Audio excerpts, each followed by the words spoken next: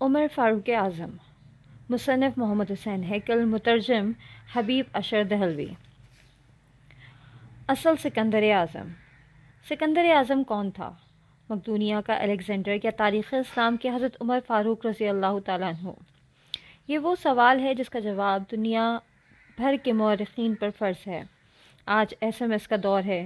Mobile messaging system چند second میں خیالات کو دنیا کے دوسرے کونے میں پہنچا دیتا ہے۔ جدید دور کی سہولت سے اب قارئین اور ناظرین بھی بھرپور فائدہ اٹھاتے ہیں۔ گزشتہ روز کسی صاحب نے پیغام بھجوایا، کاش آپ نے آج حضرت عمر فاروق پر کالم لکھا ہوتا۔ یہ پیغام پڑھتے ہی یاد آیا، آج حضرت عمر فاروق کا یوم شہادت تھا۔ میں اس وقت سے سوچ رہا ہوں، مقدونیہ کا الیگزینڈر سکندر اعظم تھا یا حضرت عمر فاروق رضی اللہ تعالیٰ عنہ؟ ہم نے بچپن میں پڑھا تھا، مقدونیہ کا الیگزینڈر 20 سال کی عمر میں بادشاہ بنا، 23 سال کی عمر میں مقدونیہ سے نکلا۔ اس نے سب سے پہلے پورا یونان فتح کیا، اس کے بعد وہ ترکی میں داخل ہوا، پھر ایران کے دارا کو شکست دی، پھر وہ شام پہنچا، پھر اس نے یروشلم اور بابل کا رخ کیا، پھر وہ مصر پہنچا، پھر وہ ہندوستان آیا۔ ہندوستان میں اس نے پورس سے جنگ لڑی، اپنے عزیز جان گھوڑے کی یاد میں پھالیا شہر آباد کیا، مکران سے ہوتا ہوا واپسی کا سفر شروع کیا، راستے میں ٹائیفائڈ میں مبتلا ہوا اور 323 قبل مسیح میں 33 سال کی عمر میں بخت نصر کے محل میں انتقال کر گیا۔ دنیا کو آج تک بتایا گیا وہ انسانی تاریخ کا عظیم جرنیل، فاتح اور بادشاہ تھا، اور تاریخ نے اس کے کارناموں کی وجہ سے اسے الیگزینڈر دی گریٹ کا نام دیا، اور ہم نے اسے سکندر اعظم یعنی بادشاہوں کا بادشاہ بنا دیا۔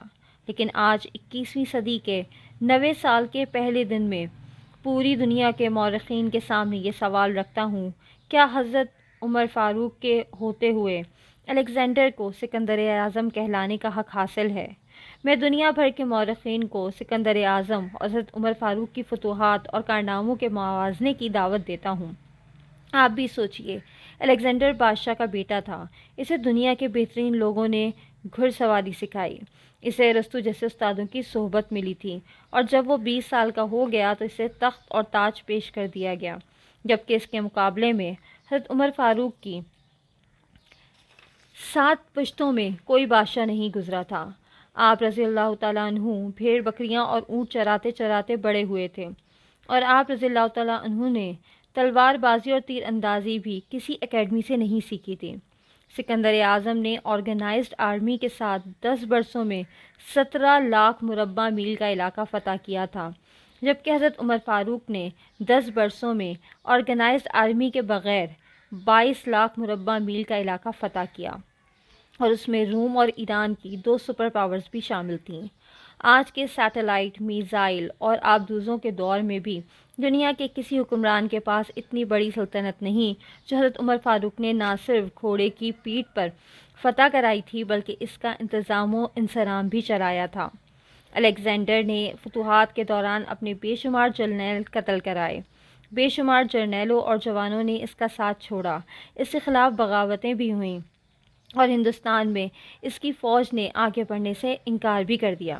لیکن حضرت عمر فاروق رضی اللہ تعالیٰ عنہ کے کسی ساتھی کو ان کے حکم سے سرتابی کی جرت نہ ہوئی۔ وہ ایسے کمانڈر تھے کہ آپ نے عین میدان جنگ میں عالم اسلام کے سب سے بڑے سپہ سالار حضرت خالد بن ولید کو معزول کر دیا، اور کسی کو یہ حکم ٹالنے کی جرت نہ ہوئی۔ آپ نے حضرت سعد بن ابی وقاص رضی اللہ تعالیٰ عنہ کو کوفے کی گورنری سے ہٹا دیا۔ آپ نے حضرت حارث بن کعب سے گورنری واپس لے لی۔ آپ نے حضرت عمرو بن العاص کا مال ضبط کر لیا۔ آپ نے حمص کے گورنر کو واپس بلا کر اونٹ چرانے پر لگا دیا، لیکن کسی کو حکم عدولی کی جرت نہ ہوئی۔ الیگزینڈر نے 17 لاکھ مربع میل کا علاقہ فتح کیا، لیکن دنیا کو کوئی نظام، کوئی سسٹم نہ دے سکا، جبکہ حضرت عمر فاروق رضی اللہ تعالیٰ عنہ نے دنیا کو ایسے سسٹم دیے جو آج تک پوری دنیا میں رائج ہیں۔ آپ رضی اللہ تعالیٰ عنہ نے نماز فجر میں الصلاۃ خیر من النوم کا اضافہ کرایا۔ آپ رضی اللہ تعالیٰ عنہ کے عہد میں نماز تراویح کا باقاعدہ سلسلہ شروع ہوا۔ آپ رضی اللہ تعالیٰ عنہ نے شراب نوشی کی سزا مقرر کی، سنہ ہجری کا اجرا کیا، جیل کا تصور دیا، مؤذنوں کی تنخواہیں مقرر کیں، مسجدوں میں روشنی کا بندوبست کرایا، پولیس کا محکمہ بنایا، ایک مکمل عدالتی نظام کی بنیاد رکھی، آب پاشی کا نظام قائم کرایا، فوجی چھاؤنیاں بنوائیں اور فوج کا باقاعدہ محکمہ قائم کیا۔ آپ رضی اللہ تعالیٰ عنہ نے دنیا میں پہلی بار دودھ پیتے بچوں، معذوروں، بیواؤں اور بے آسراؤں کے وظائف مقرر کیے۔ آپ رضی اللہ تعالیٰ عنہ نے بے انصافی کرنے والے ججوں کو سزا دینے کا سلسلہ بھی شروع کیا، اور آپ رضی اللہ تعالیٰ عنہ نے دنیا میں پہلی بار حکمران کلاس کی اکاؤنٹیبلٹی شروع کی۔ آپ رضی اللہ تعالیٰ عنہ راتوں کو تجارتی قافلوں کی چوکیداری کرتے تھے۔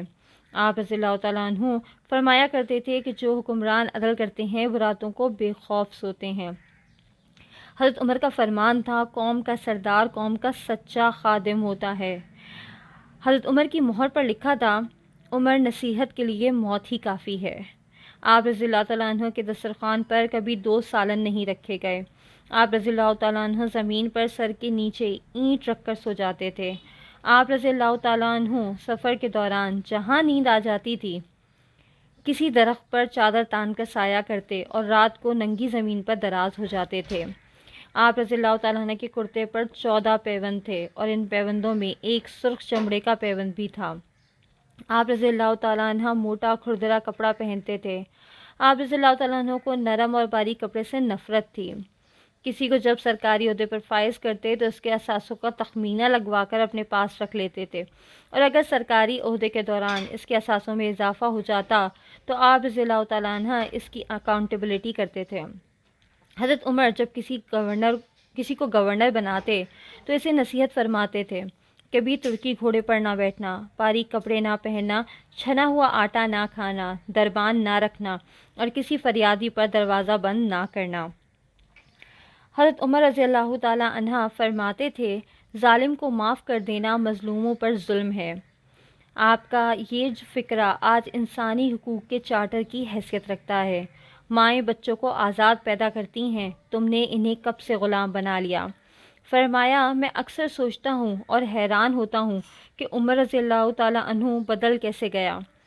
حضرت عمر اسلامی دنیا کے پہلے خلیفہ تھے جنہیں امیر المومنین کا خطاب دیا گیا۔ دنیا کے تمام مذاہب کی کوئی نہ کوئی خصوصیت ہے، اسلام کی سب سے بڑی خصوصیت عدل ہے، اور حضرت عمر فاروق وہ شخصیت ہیں جو اس خصوصیت پر پورے اترتے ہیں۔ آپ رضی اللہ تعالیٰ عنہ کے عدل کی وجہ سے عدل دنیا میں عدل فاروقی ہو گیا۔ آپ شہادت کے وقت مقروض تھے، چنانچہ آپ رضی اللہ تعالیٰ عنہ کی وصیت کے مطابق آپ کا واحد مکان بیچ کر آپ کا قرض ادا کر دیا گیا۔ حضرت عمر دنیا کے واحد حکمران تھے جو فرمایا کرتے تھے کہ میرے دور میں اگر فرات کے کنارے کوئی کتا بھی بھوک سے مر گیا تو اس کی سزا عمر کو بھگتنا ہوگی۔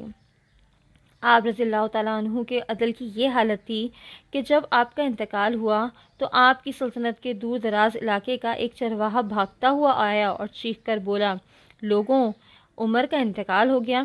لوگوں نے حیرت سے پوچھا، تم مدینے سے ہزاروں میل دور جنگل میں ہو، تمہیں اس سانحے کی اطلاع کس نے دی؟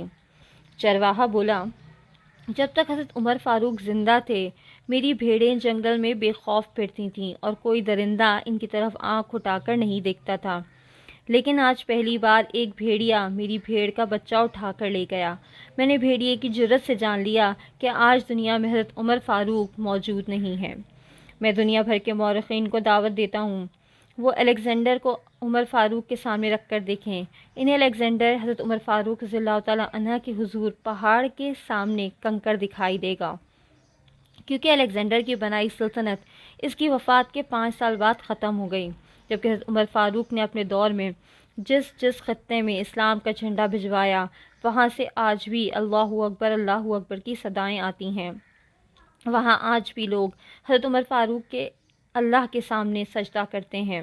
دنیا میں الیگزینڈر کا نام صرف کتابوں میں سمٹ کر رہ گیا ہے، جبکہ حضرت عمر فاروق کے بنائے نظام دنیا کے 245 ممالک میں آج بھی کسی نہ کسی شکل میں موجود ہیں۔